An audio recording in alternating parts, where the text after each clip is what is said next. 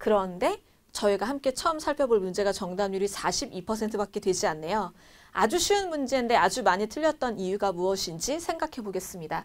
52번은 고정관념을 탈피하면 답이 바로 나오고 고정관념에 매이면 틀리기 딱 좋은 문제라고 말씀드릴 수 있습니다. 자전거의 부품과 역할을 통해 삶에서 중요한 것과 관련된 내용을 생성하였다. 그럼 이것도 유비가 되는 거겠죠? A의 상황이 뭐가 있고 이거를 이렇게 끌어와서 쓰는 거니까 이 끌어낸 내용 중 적절하지 않은 것.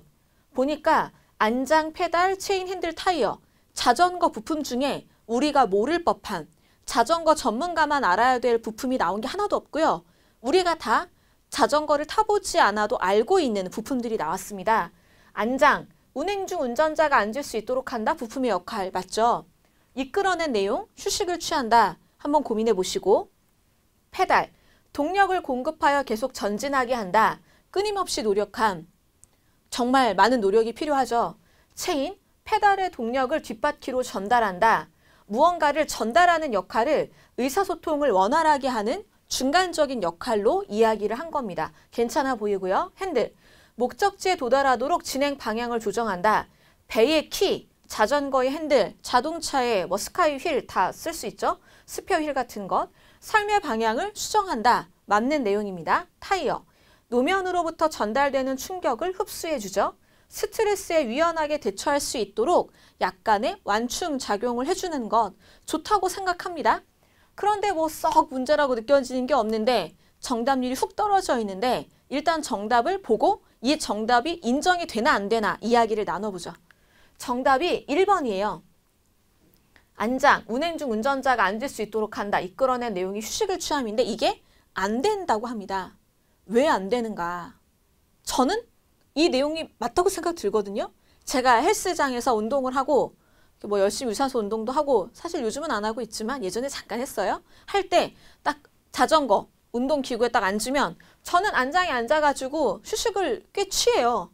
그런데 일반적으로 자전거를 탈 때 안장이라고 하면 운행 중 운전자가 앉을 수 있도록 하는 곳이긴 하지만 어떤 일을 하기 위한 받침?